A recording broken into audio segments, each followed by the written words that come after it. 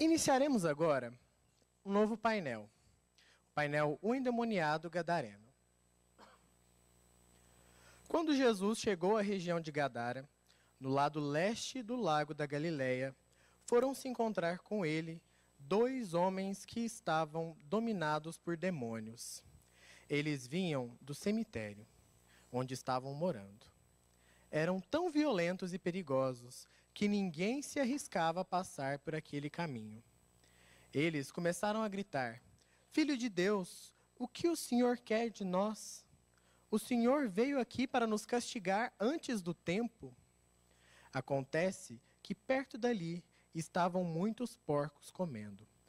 E os demônios pediram a Jesus com insistência: Se o Senhor vai nos expulsar, nos mande entrar naqueles porcos. Pois vão, disse Jesus. Os demônios foram e entraram nos porcos, e estes se atiraram morro abaixo, para dentro do lago, e se afogaram. Os homens que tomavam conta dos porcos fugiram e chegaram até a cidade. Lá contaram tudo isso, e também o que havia acontecido com os 2 homens que estavam dominados por demônios. Então todos os moradores daquela cidade saíram para se encontrar com Jesus. E quando o encontraram, pediram com insistência que fosse embora da terra deles. Mateus, capítulo 8, versículos 28 a 34. Para abrir esse painel, nós gostaríamos de convidar o Dr. Rodrigo Scalia, graduado em Medicina pela Universidade Federal de Uberlândia e médico psiquiatra com residência na mesma instituição, com atuação em psiquiatria clínica e terapia de família e casal, pesquisador na área de saúde e espiritualidade e membro da AME Uberlândia. Seja bem-vindo, Rodrigo.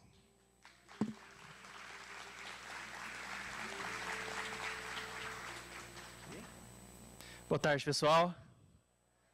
Bom, nós temos uma tarefa hoje que é: será que esse endemoniado gadareno ele tinha um transtorno mental? Como é que Jesus conseguiu curar um transtorno mental tão rápido? Né? Será que a gente consegue fazer a mesma coisa? Será que ele não precisava ter tomado medicação? Será? Então vamos ver o que a gente tem para poder diferenciar isso. Qual que é a importância disso para nós? Eu vou contar um caso para vocês, 2 casos. O primeiro é do Gilberto, o nome é falso, a foto também é falsa. Tá? Mas o Gilberto, ele chegou no pronto-socorro da Universidade Federal de Uberlândia e ele tinha tido uma experiência 5 dias depois do batizado dele numa igreja evangélica. Ele tinha tido uma experiência de extremo êxtase enquanto ele estava andando de ônibus.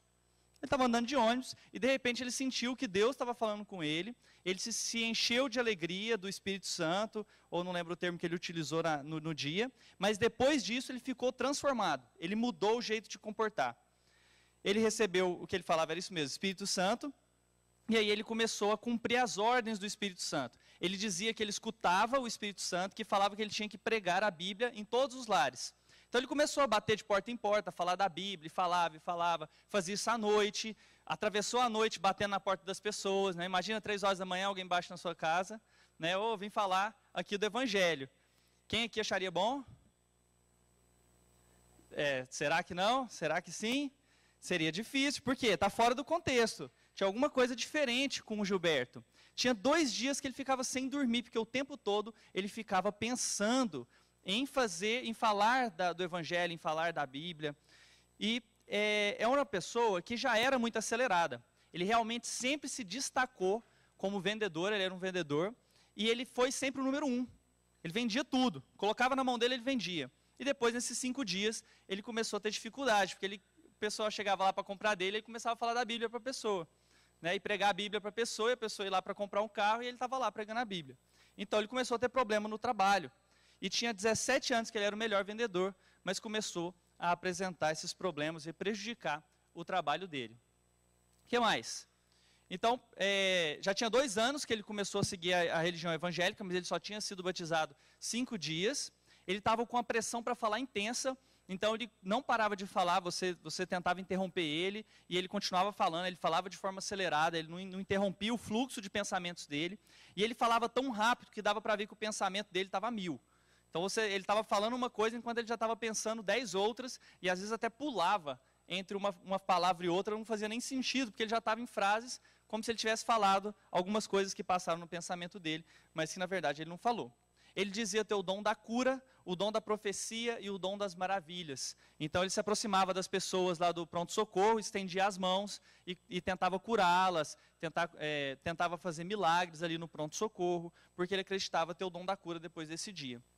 Ele foi tratado com 2 medicações lá na enfermaria de psiquiatria e melhorou em 3 dias, ele estava ótimo, recebeu alta, foi para casa, voltou a sua forma de ser normal, e um pouco tempo depois ele abandonou o tratamento, sumiu, e a gente não teve mais notícia do Gilberto. Então ele provavelmente parou de tomar as medicações, mas eu não mais o vi. Bom, então esse é o primeiro caso. Eu gostaria de saber, vocês podem levantar a mão, por favor, quem acha que isso é um caso de mediunidade, ou de obsessão, ou que é uma experiência, um fenômeno religioso? Por favor, levanta a mão. Ninguém? Nenhum, só para participar? Ah, muito obrigado. Valeu. Ele também, beleza, obrigado, pessoal. Bom, quem acha que é um transtorno mental que o Gilberto teve? Quem acha? Levanta a mão. Ah, melhorou. Quem não quer levantar a mão, levanta a mão, só para eu saber quem está com preguiça. Beleza. Bom, gente, o Gilberto não é foto real, mas a Angelita tá? Foto real de paciente. É outra paciente que apareceu. Então, qual que é o caso da Angelina? O que aconteceu com ela? Ela tinha crises de pânico. Tá? Ela começou a ter crises de pânico em que ela ficava muito acelerada, ela tinha o coração pulsando muito rápido, suava frio, as extremidades muito frias. Ela ouvia e via espíritos desde a infância. Então ela falava que era capaz de ver a aura. E eu lembro muito bem, quando ela chegou no meu consultório, ela sentou assim, respirou, falou assim, graças a Deus sua aura é boa. Eu falei assim, ai meu Deus do céu, não veja tudo, por favor, veja só superficialmente. E aí, ela tinha essa capacidade de ver auras, né? Ela conseguia enxergar, isso era desde criança. Ela era uma evangélica espírita, ela falava, que ela seguia a igreja evangélica e acreditava nos espíritos, porque ela via os espíritos. Mas ela gostava de ir na igreja evangélica. E isso é uma característica muito forte aqui no Brasil. O sincretismo religioso ele é enorme. Então você tem pessoas que são católicos espíritas, espíritos católicos, que vão numa, mas gostam de ir lá no terreiro de Umbanda. E isso é muito bacana aqui no Brasil, essa conversa que as religiões têm. Agora, a mãe biológica dela, ela descobriu, a mãe tinha pouco tempo, ela tinha esquizofrenia. E como a mãe tinha esquizofrenia, que ela tinha descoberto há pouco tempo, ela buscou um psiquiatra, e o psiquiatra começou a tratar ela com um antipsicótico, porque ela estava vendo e conversando com os espíritos. Então ele entendeu que ela estava com uma doença e começou a tratá-la por isso. Né? Então ela começou a usar a risperidona. No caso da Angelina, pessoal, quem acha que ela tem um fenômeno, uma experiência religiosa, que na verdade ela é médium? A maioria também. Muito bem. E quem acha que ela está doente, que ela tem realmente uma esquizofrenia? Ali, beleza. Então vamos lá, é sobre isso que nós vamos falar. Quais são as ferramentas que nós temos para tentar identificar os casos em que precisa realmente de uma intervenção médica, psiquiátrica, e os casos que se trata de um fenômeno cultural, religioso, de um fenômeno que dentro do espiritismo a gente entende como mediunidade. E isso geralmente foi mal visto durante toda a ciência. Tá? Na história da psiquiatria, o fenômeno religioso, de maneira geral, ele teve muitos críticos e muitos apoiadores. Né? Mas o Freud, por exemplo, assim como o tutor dele, colocava a religião como algo que era negativo. Agora já teve pesquisadores como, por exemplo, Jung, que colocava que você não tinha curado uma pessoa totalmente, enquanto ela não recuperava o enfoque religioso dela. Agora, uma das evidências que a gente tem de que talvez a ciência ela tem encarado os fenômenos religiosos de uma maneira um pouco equivocada, é que os fenômenos psicóticos, que são chamados psicóticos pela ciência, mas que a gente já tem que cunhar outro termo, eles são muito mais comuns do que a gente imagina. Eles são muito mais comuns. Por exemplo, uma pesquisa em 250 mil pessoas em 52 países mostrou que 12% delas já tinham tido algum fenômeno psicótico ao longo da vida. O que é o fenômeno psicótico? A pessoa ter uma alucinação, que é você ter uma percepção sem ter estímulo. Então, a pessoa ver uma coisa que as outras pessoas não estão vendo, ela ouvir algo sem ter a fonte sonora, física, aqui, né, pelo menos para a gente poder conferir, ela sentir cheiros ou ela sentir o toque, qualquer percepção de algum dos sentidos, sem que haja algo provocando aquele estímulo. Isso é chamado de um sintoma psicótico. Isso era tido como algo necessariamente problemático. Você teve um fenômeno psicótico, isso provavelmente você tem, sei lá, esquizofrenia, um dos sintomas de esquizofrenia. Mas olha só, 12% das pessoas já tiveram essa experiência ao longo da vida. No Brasil era 17% nessa mesma pesquisa. Então é um índice muito grande da população. E dessas, só 10% dessas, ou seja, 1% da população, é que realmente tem uma esquizofrenia. Outros estudos, você fala assim, isso aí foi um efeito desse estudo aí, foi mal feito. Vamos olhar outros. Né? Esse aqui com 15 mil pessoas, você tem de 7,8% e 12% das pessoas experimentando fenômenos psicóticos, sendo que do lado esquerdo são homens e do lado de lá mulheres. Engraçado que esse fenômeno ele se repete no espiritismo, em que a maioria dos médiuns, desde a codificação, são mulheres. Não é verdade? E nos centros espíritas, quando a gente foi pesquisar, isso também aconteceu. Bom, esse estudo do West, 1.500 pessoas, 14% com experiências psicóticas, e nesse aqui do Tien, que é chinês, 18 mil pessoas, entre 10% e 15% apresentavam sintomas psicóticos ao longo da vida. Ou seja, você ter uma alucinação, que é uma percepção clara e definida de um objeto, voz ou ruído ou uma imagem, sem a presença do objeto estimulante, você não necessariamente está doente, que é uma notícia boa. Se você já viu algum espírito, alguma coisa, não necessariamente você está doente. Essa é a conclusão atual da ciência. Tá? O primeiro ponto. Por quê? Porque se fosse doença, seria 12% da população doente. E nem todas as pessoas têm prejuízo. 90% não tem prejuízo. Então isso aí é uma alucinação. Você está vendo, mas na verdade não tem ninguém ali. Aquele ali dá um medinho, né? Mas aqui no caso, o Chico Xavier também, no ponto de vista psiquiátrico, ele teria alucinações. Porque a maioria das pessoas não compartilhava das experiências que ele tinha. Ele escutava o que ele alegava ser espíritos e a maioria das pessoas não escutava a mesma coisa. Então, para a psiquiatria, isso seria uma alucinação. Tá? Agora, será que o Chico Xavier era doente? Era um esquizofrênico? Nós temos que diferenciar isso. Experiências dissociativas, pessoal, a mesma coisa. O que é experiência dissociativa? Coloquei a foto aqui daquela personagem do Ghost. O que acontecia com ela? Lá no Ghost eles colocavam assim, bem espalhafatoso, né? O espírito entrava dentro dela, e aí ela tinha a impressão de estar sendo governada pelo espírito. Ela era governada pelo espírito, falava o que o espírito queria, né? E assim por diante, depois o espírito saía. Às vezes ela nem deixava entrar também, não era? Isso seria a experiência dissociativa. Então o que é isso? A pessoa tem a impressão, eu estou usando aqui o termo científico, né? A pessoa alega estar sendo comandada, os seus pensamentos estarem sendo geridos por uma outra entidade. Então, isso é uma das formas de experiência dissociativa, que é o que a gente chama de estado de possessão. Tá? Então, isso é muito comum na população. Se fosse uma característica de doença, uma marca de doença, será que aconteceria em 13% da população?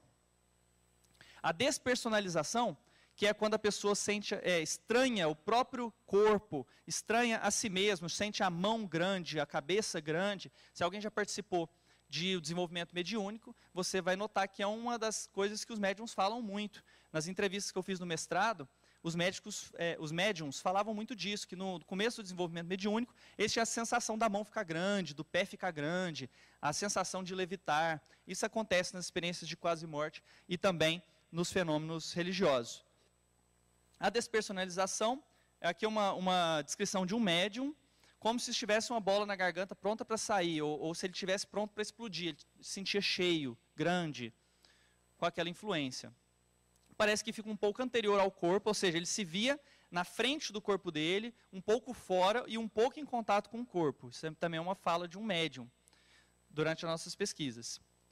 Então, o estado de transe mediúnico seria o que a psiquiatria chama, é uma das formas de dissociação.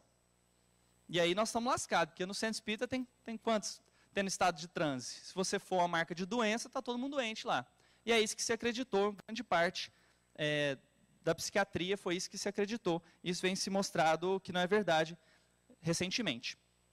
Bom, então, o estado de transe é uma alteração temporária da consciência, da identidade ou do comportamento, com a diminuição da percepção do ambiente e ocorrência de movimentos que estejam fora do controle da própria pessoa, sem substituição da própria consciência por outra. Então, a gente chama de transe quando não há essa substituição da consciência, ou possessão quando a sensação é de completa, que você não tem nem consciência daquilo que está acontecendo.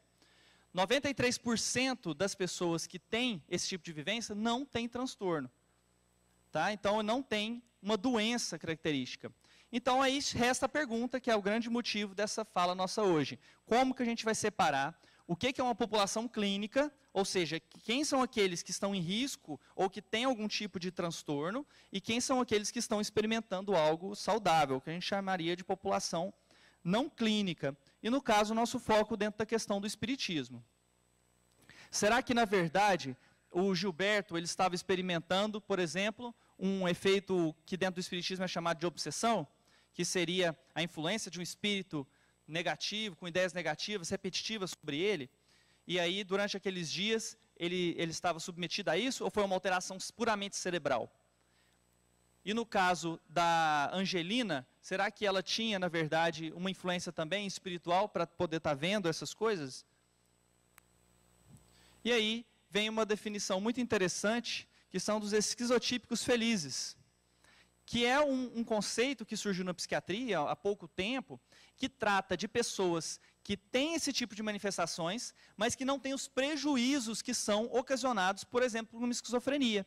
Então, essa aqui seria a forma da psiquiatria de classificar as pessoas que têm esse tipo de vivência alucinatória, de dissociação, e que não tem o prejuízo da esquizofrenia, que não tem o prejuízo do transtorno bipolar, que não tem a marca de morbidade, de problema que acarreta todos esses transtornos. Então, eles seriam chamados de esquizotípicos felizes. Os esquizotípicos normais é um transtorno de personalidade. Então, a pessoa necessariamente tem problema. Os esquizotípicos felizes não seria tão problemático. Então, a pergunta é, primeiro, será que médiums têm mais doenças mentais do que na população? Se a gente for lá num centro espírita, olhar lá os médiums e tentar achar quem tem esquizofrenia, transtorno bipolar, depressão, será que eles são mais doentes do que a população geral? Já que eles têm alucinações, têm um monte de coisa? Bom, para a ciência não basta eu acho que não, eu acho que sim. Deve ter, deve não ter. O que a gente tem que fazer? Tem que ir lá e ver. Né? Pega de forma aleatória um monte de centro espírita, vamos pesquisar esses médiums, aplicar alguns questionários e saber, eles têm mais doença, eles têm menos doença, têm mais adaptação social, e vamos comparar isso com a população geral. Então, foi isso que a gente fez no nosso trabalho de mestrado, aqui pela UF, pela Ciências da Saúde, sob orientação do Dr. Carzoeira. Então, nós buscamos, no caso, foram 116 médiums que participavam de 12 casas espíritas diferentes, tá? E esses médiums, desses 116, 81 participaram da pesquisa, responderam à pesquisa, e a gente buscou médiums que tinham ou psicofonia, ou médiums de incorporação, psicofonia, a fala através do espírito. A incorporação, a pessoa alega ter o fenômeno dissociativo, né, ser regida por um espírito, que ela tivesse a característica de vidência, que ele alega ver um espírito, a audiência, que ele refere a escutar os espíritos, ou de cura, que você faz a regeneração tecidual, ou muda algum tipo de processo de doença através da ação espiritual. E psicografia, aqueles que escrevem sobre inspiração ou mecanicamente, sobre a influência de um espírito. Pintura mediúnica nós não achamos nenhum, e desdobramento, aquele que sente que o espírito, a alma, ele alega sair do corpo e ver outras pessoas, ou conversar com outras pessoas, ou visitar alguns lugares. Então, foi esses os médiums que a gente pesquisou, fizemos 4 entrevistas abertas com médiums, tentando saber onde que começou a mediunidade, como que foi esse processo, e nós fizemos 3 questionários com os médiums. Para saber saúde mental, nós fizemos um chamado SRQ. Esse instrumento, ele vê transtornos mentais comuns. Ele é aplicado em grandes populações, para saber qual que é a porcentagem dessa população tem risco de ter um problema. Tem depressão, tem ansiedade, ou tem alguma coisa assim. O de personalidade, o que a gente fez? A gente aplicou um de temperamento e caráter. Então, o que é isso? Ele vai ver a personalidade da pessoa. Vai dividir lá em 8 dimensões da personalidade, cada uma dessas vão ter trocentas outras subdimensões, e aí você vai ver se esses médiums têm uma personalidade próxima dos esquizofrênicos, por exemplo, ou próxima dos ansiosos, ou dos depressivos, e assim por diante. E a adequação social é o quanto que esses médiums são adequados socialmente. Será que eles são médiums que têm vida familiar, são pessoas que são enquadradas na sociedade?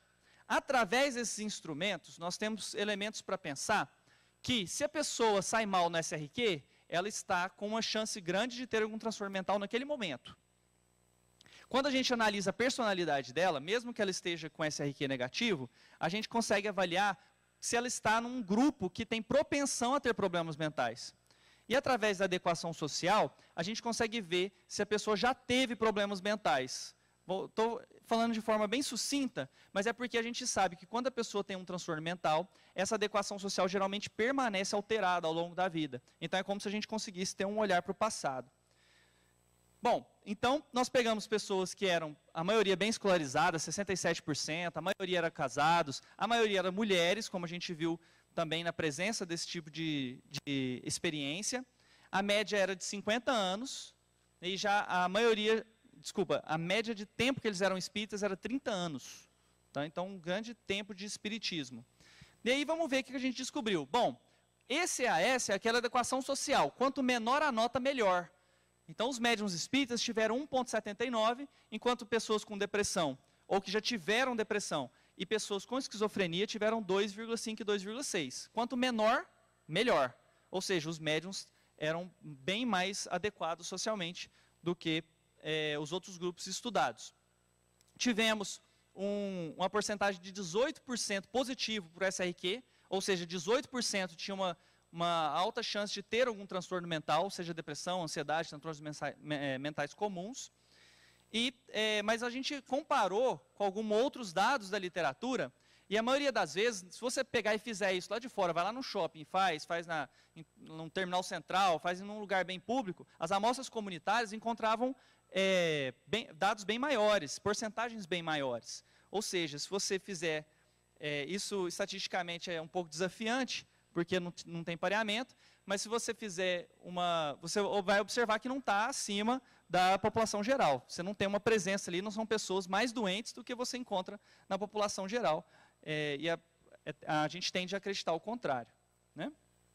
E em relação à personalidade, nós encontramos que, comparados com a população geral, com um grupo controle que não tem transtornos mentais, eles eram bem próximos desse grupo, inclusive com autodirecionamento, com a evitação de danos, que são os dois fatores da personalidade, desse tipo de característica da personalidade que a gente avaliou, que são mais relacionados com o transtorno mental. Então, eles tinham isso bem próximo, um pouco maior até do que a população controle sem transtorno mental.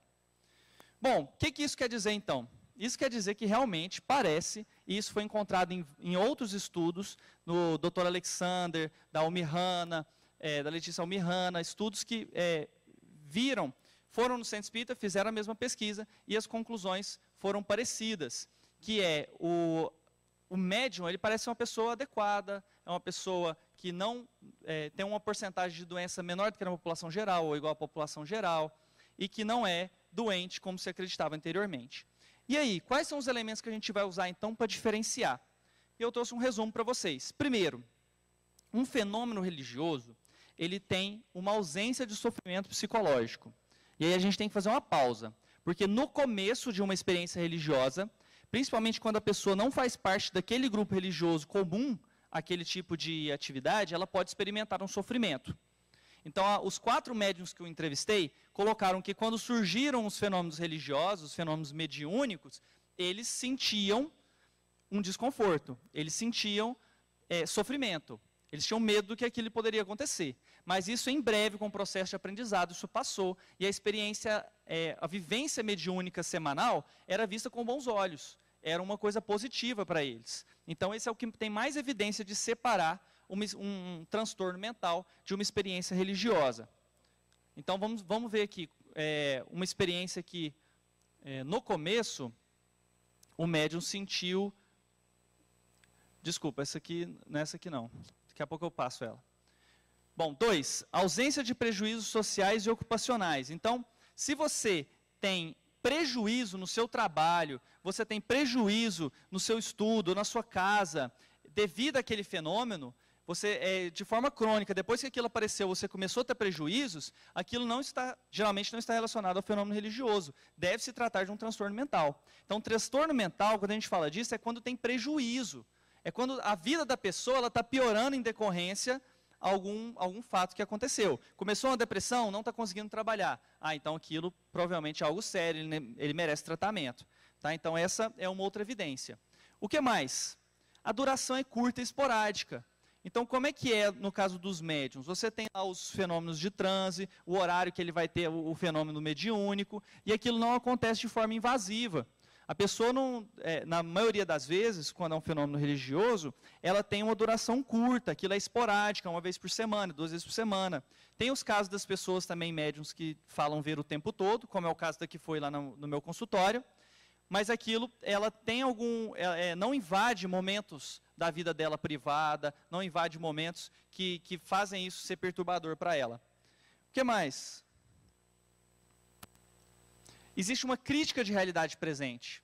A pessoa, geralmente, ela se sente às vezes, até envergonhada em falar para aquilo se a pessoa não acredita. Então, vamos supor, a pessoa viu um espírito, chegou aqui, não conhece você, ela tem dificuldade. Ela fala assim, estou vendo um espírito aí do seu lado, está falando isso, isso, isso. Geralmente, ela vai ficar na dela.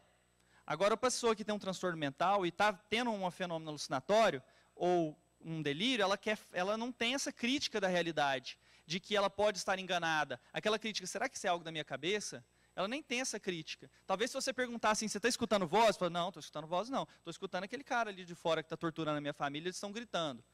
Então o paciente falou isso para mim. Então assim, não é que ele não achava que era vozes, é realmente a família dele.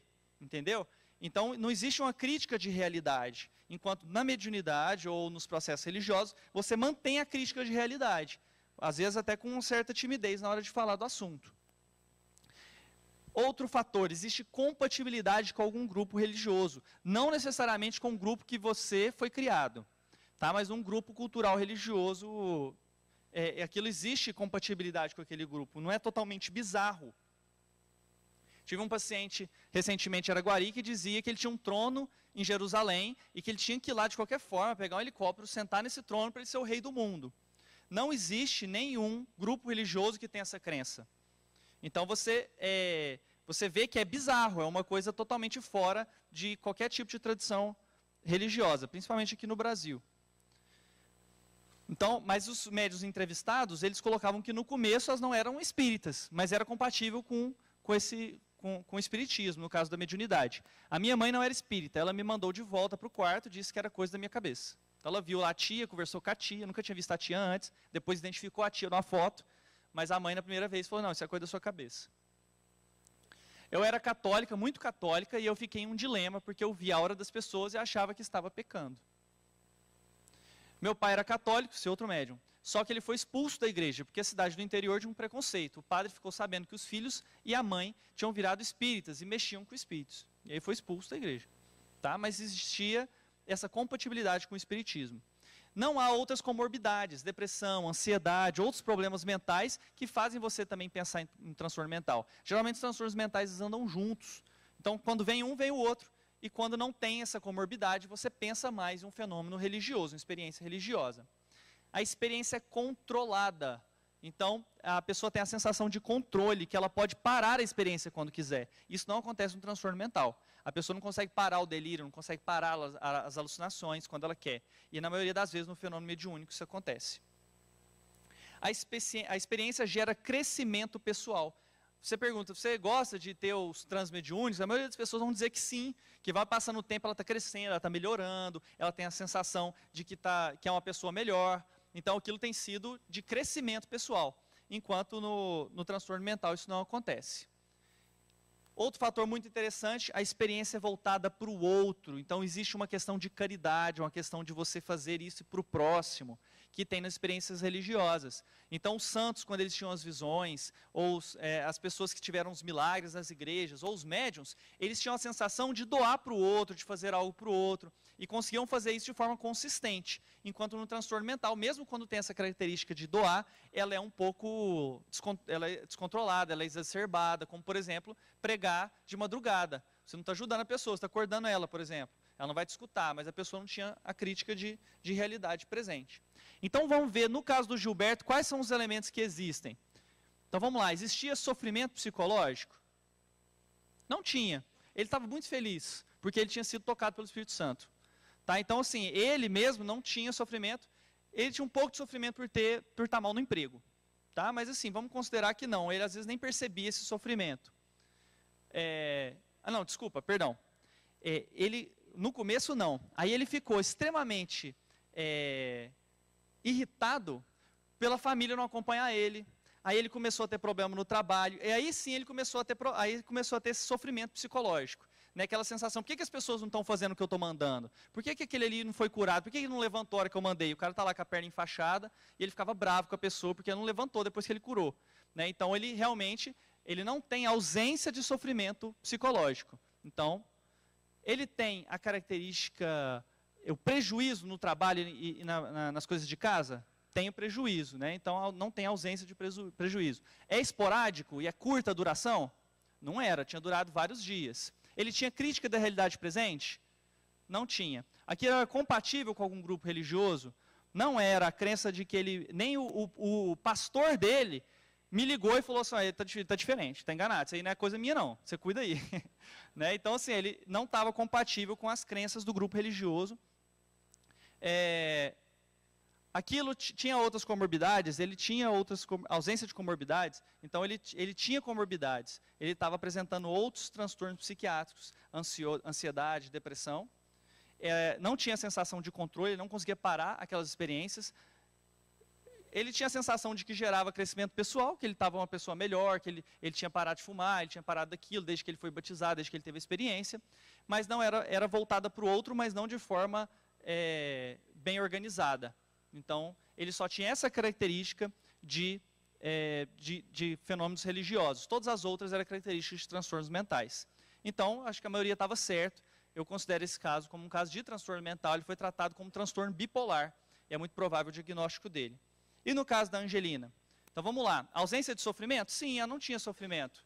Né? Ela tinha prejuízo nas atividades dela por conta daquilo? Não tinha.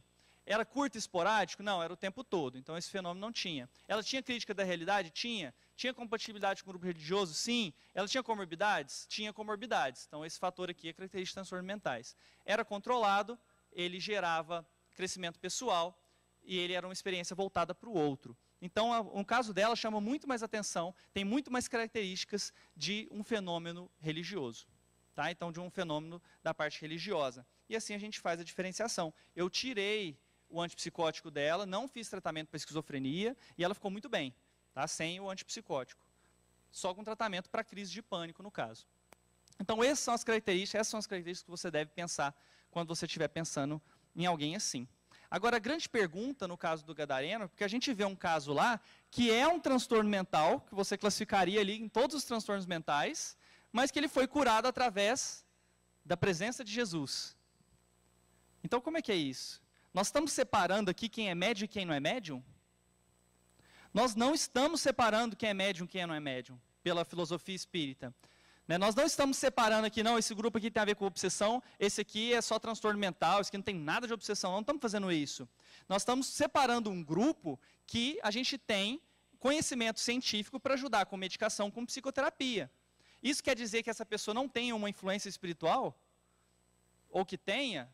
Não tem como a gente falar isso do ponto de vista da psiquiatria. Para o espiritismo, não. Para o espiritismo, aquela pessoa, ou mesmo a que é médium, ou a que está doente, ela tem uma influência espiritual, e é justamente o caso que está sendo discutido aqui hoje. E aí a cura disso pode ajudar o tratamento medicamentoso, você pode fazer psicoterapia, todos os instrumentos que nós temos recursos. E aí Emmanuel, ele nos esclarece. Se as enfermidades são de origem espiritual, é justa a aplicação das medicações humanas? E ele coloca, o homem deve mobilizar todos os recursos a seu alcance em favor do seu equilíbrio orgânico. O homem tratará da saúde do corpo até que aprenda a preservá-la, defendê-lo, conservando a preciosa saúde da sua alma. Então nós temos que usar todos os recursos. E hoje nós temos recursos farmacológicos, hoje nós temos recursos psicoterápicos, hoje nós temos esses recursos. E nós temos também os recursos dentro da religiosidade, o recurso da espiritualidade, que é um recurso muito útil também na transformação, e foi o que Jesus utilizou, foi mais do que suficiente. Tá? Mas isso não exclui da gente usar todos os outros recursos que tiverem ao nosso alcance. Agora, se você tiver o mesmo magnetismo de Jesus, manda bala, não precisa de remédio não. Né? Agora, se você quiser fazer o tratamento combinado, é o que nós tem maior possibilidade de realmente você ter sucesso. Resumindo, a mediunidade ela vai gerar experiências positivas de crescimento e coisas que você vai trazer crescimento, trazer melhora, trazer uma coisa voltada para o outro, enquanto um processo de transtorno mental vai te prejudicar, tocar o outro, chegar e ter uma relação saudável. Muito obrigado, pessoal.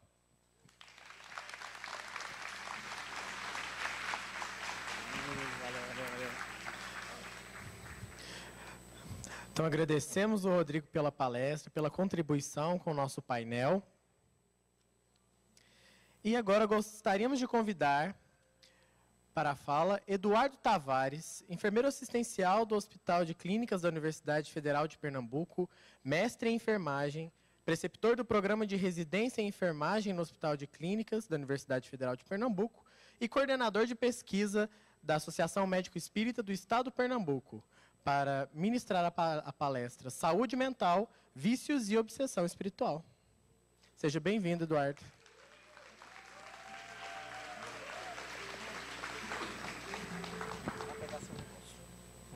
Então, agora... Aqui? Certo. Meus amores, boa tarde. É uma alegria participar do CONDAME, do Simpósio da Brasil. Agradeço muito o convite. Antes da minha fala, colocaram o Rodrigo para falar de um tema. E semana passada, o mesmo tema, Flávio Brau estava conversando com a gente na Jornada Pernambucana de Saúde e Espiritualidade. E eu disse, meu Deus, o mesmo tema para eu ouvir. E eu fiquei escutando para ver se o Rodrigo me encontrava algum diagnóstico, assim, algum CID para a gente. Prestando muita atenção ali. Mas quando ele estava falando e eu fazendo os links com as coisas que a gente vem discutir hoje e pensando na importância do que ele estava falando. Porque quando essas falas são feitas nos eventos de saúde e espiritualidade e que o público não é apenas de psiquiatra, acho que a gente conta aqui nos dedos uns 5 psiquiatras, mas se eu fosse contar os espíritas, os trabalhadores das casas espíritas, eu encontraria uma conta muito maior. Então, a relevância dessas discussões hoje é para o nosso trabalho, principalmente na casa espírita. Agora eu vou falar um pouquinho mais de obsessão, e aí os espíritas vão estar mais familiarizados, muito mais familiarizados, com muito mais experiências, enfim. E hoje a gente vai conversar, então, sobre vícios e obsessão espiritual. Os vícios, quando a gente pensa em vícios, em pensamentos viciados, são pensamentos, então, são hábitos ou pensamentos repetitivos que causam prejuízo, tá? Causam prejuízo para as pessoas que os têm, que de certa forma trazem prazer, alguma compensação, muitas vezes associada a mecanismos de fuga e que geram dependências. Quando a gente envereda pelo caminho do vício, a gente tem muita dificuldade de lidar com os vícios, porque os vícios entram num mecanismo, num conjunto de processos mentais, emocionais, ocupando um espaço que a gente tem dificuldade, às vezes, de suprir. Joana de Ângeles diz, então, que em decorrência das vivências anteriores, ficaram mais profundamente marcados os pensamentos de dor, angústia, pessimismo, em razão da sua força desequilibradora. São essas evocações inconscientes que primeiro assaltam a casa mental do indivíduo no seu cotidiano. Então, Joana já vem falando que vários dos nossos pensamentos mórbidos vêm sendo construídos ao longo de encarnações, ao longo do tempo. Então, são experiências que vêm impactando no hoje, no presente, que às vezes a gente não consegue entender as causas, mesmo que nós busquemos no presente. Na maioria das vezes, o passado, isso os orientadores espirituais já deixaram claro certa feita, que o passado ele é presente na vida de todo mundo. Mas que a gente tem que buscar no presente por que esse passado ainda se expressa, por que esse passado ainda tem peso, o que é que esse passado ainda é tão importante, tão decisivo nos nossos pensamentos, nos nossos comportamentos. Então, as causas aí, Joana já vem falando das experiências transatas que nós construímos esses hábitos. E o pensamento, André falou sobre o pensamento hoje, eu adoro ele falando sobre isso, e é bom que muito do que já foi falado vai colaborando e corroborando com o que eu tinha para dizer. E o pensamento, então, é a sede também dos vícios, das viciações. E os vícios, eles repercutem, assim como essa corrente mental que nós produzimos, que produz saúde ou adoecimento, os vícios também vão ter um impacto no nosso corpo espiritual, no nosso perispírito. Então, quando a gente vai fazer uma análise dos vícios à luz da doutrina espírita, nós temos que entender que existe uma dimensão que é psicoemocional, tá? A dimensão que a gente vai falar mais para frente sobre as abordagens disso, como a gente pode lidar com isso. E também, hoje a gente já consegue entender que os pensamentos, né, com a luz da doutrina espírita, que a ciência vem atrás querendo entender com mais clareza e explicar todos os processos, a gente vem entendendo que o corpo também vai expressar um adoecimento, vai expressar alguma repercussão acerca dos vícios, que seria uma dimensão física dos vícios, com a dependência, com a alteração dos neurotransmissores, enfim. Que nós podemos resumir isso, essa dimensão psicoemocional e a dimensão física, como um desequilíbrio energético. Tá? Os vícios que nós vamos... Apagou agora, fiquei no escuro aqui, mas está aqui. Então, os vícios, eles vão trazer desequilíbrios energéticos. Quando a gente vai alimentando os vícios, vai experienciando, os desequilíbrios que os vícios vão gerando em nós, né, através do pensamento, eles promovem uma desconexão com o superior, e conexões inferiores. Nosso padrão vibratório vai alterando. Né? Os espíritos respondem a Kardec que, de modo ordinário, os desencarnados influenciam de tal forma a nossa vida que, de certa forma, eles praticamente nos dirigem. Porque quando nós temos empreitadas positivas, nós fazemos conexões mais elevadas e recebemos essa influência positiva. Né? No caso das viciações e de outras formas que causam desequilíbrio, também as conexões inferiores, a gente vai abrir porta para essas conexões inferiores que vão agravar as nossas condições. Inácio Ferreira, em Psiquiatria em Face da Reencarnação, um livro que ele publicou antes, né, em vida, ele diz o seguinte, que a lepra, a tuberculose, o câncer, os males que se estabelecem no corpo usufruem dos seus elementos químicos, se dispersam com a transformação pela morte. Então, quando a doença se expressa no corpo, o corpo acabou na morte, mas os vícios, como o álcool e os entorpecentes, são conservados pelo perispírito. Sofrendo a intoxicação do seu ego, a intoxicação psíquica, os primeiros males desaparecem com o corpo, os segundos persistem. Então, quando o corpo expressa o adoecimento do espírito, e muitas vezes no processo de cura, né, expurgando processos mórbidos que a gente vem construindo, com a morte, com o perecer, na maioria das vezes, quando a gente tirou a lição necessária, espiou o que deveria espiar, aprendeu o que a lição teria que nos trazer, a maioria das vezes essas doenças elas podem se apresentar como curadas, mas os vícios que nós vamos construindo, nós vamos passar para outras vidas. Pois o espírito não morre, continua a sua vida como repositório dos sentimentos, dos desejos. Eu não vou fazer assim 100% como Bebeto, não, mas eu queria só contar uma questão particular. Quando eu era criança, minha família tem uma linhagem de alcoolismo, tá? Uma tradição. Todos os homens da família, todos, enfim. Hoje a gente já sabe que existem causas genéticas, tem polimorfismo que já foi identificado, e etc. E aos 4 anos, minha mãe se separou do meu pai, e o motivo principal foi o alcoolismo, porque meu pai estava me colocando em risco. Minha mãe dizia que ele me colocava em risco, ele ficava violento, enfim. E ela se separou do meu pai, eu tinha 4 anos. Quando eu tinha 7, nas festas de família, os meus tios se juntavam, me puxavam pelo canto e me davam cerveja. E eu queria tomar uísque, porque meus tios tomavam uísque. Eu não queria tomar cerveja. Cerveja que todo mundo tomava. As minhas tias tomavam litros, né, grades de cerveja. Eu queria tomar uísque igual os homens da família tomavam uísque. E eles diziam, não, uísque não. Só depois que você fizer uns 12, 13. Que eu ainda era muito novo para o uísque. Meu Deus do céu. E o álcool para mim era muito natural. O álcool era a coisa mais natural, enfim. E lembrando do passado e no trabalho mediúnico, os espíritos revelaram que meu contato com o álcool era muito forte, como o passado que Joana vem alertando. Agora imagine o passado com a injunção social, cultural, com a educação familiar. Qual é o desfecho disso? Qual é o desfecho? Imagina. O desfecho disso foi que aos 11 anos eu conheci a doutrina espírita e cheguei no ciclo 3 da evangelização. E para minha mente ainda muito jovem, esses conceitos fizeram sentido. Eu comecei a entender que eu era espírito, que eu tinha um corpo físico. Como a gente ensina as crianças, a gente diz para as crianças que o corpo é um presente de Deus. Né? Tem evangelizador aí? Então a gente diz que o corpo é um presente de Deus. E essas aulinhas foram gravando aqui. Mas a vontade estava presente. E aí a gente tem que ter a disciplina, enfim, e fazer as escolhas. As escolhas, na verdade, é que vão direcionar o nosso futuro, né? O nosso presente hoje, as escolhas que a gente faz. Para a mente muito jovem, se eu tivesse dado vazão e tivesse cedido, né, a tendência e a educação, eu talvez não estivesse contando história aqui hoje.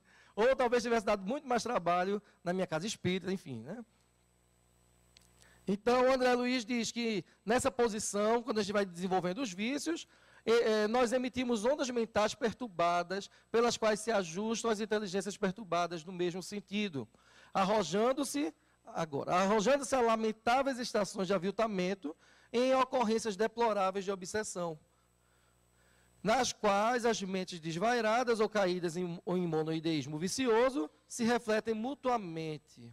Então, na obsessão, no pensamento desequilibrado, né, como ele fala, na inteligência perturbada, outras inteligências também em perturbação vão encontrar ressonância, vão encontrar afinidade suficiente para agravar as condições da viciação. E chegadas a semelhantes conturbações, seja no arrastamento da paixão ou na sombra do vício, sofrem a aproximação de correntes mentais arrasadoras, oriunda de seres empenhados à crueldade, por ignorância, encarnados ou desencarnados, que lhes vampirizando a existência, lhes impõe disfunções e enfermidades de variados matizes, segundo, outra coisa importante, os pontos vulneráveis. Os pontos vulneráveis. Quando a gente fala em viciação, a gente está pensando, eu dei o exemplo do álcool da minha família, a gente pensa que é o entorpecente, que é a droga lícita, ilícita. Mas Joana, André Luiz, eles já deixam claros que outros vícios, né? Por exemplo, alguém já ouviu falar em maledicência? Né? Então, existem vários outros vícios aí. Uma vez, no hospital, um profissional de saúde entrou, enfim, com uma postura muito arrogante, que até me surpreendeu, porque era um professor muito famoso, né? Uma pessoa que tinha feito muito bem na área, as pessoas tinham trabalhado muito, e me surpreendeu muito, eu fiquei muito espantado assim. E o Espírito falou assim, não julgue. Aí eu já me calei, né? Enfim, já calei o pensamento. Ele fez assim, não julgue, é apenas um vício.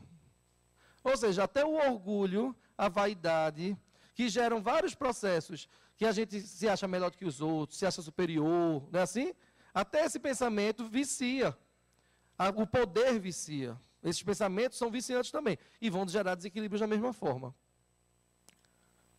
Oi, agora. Tá.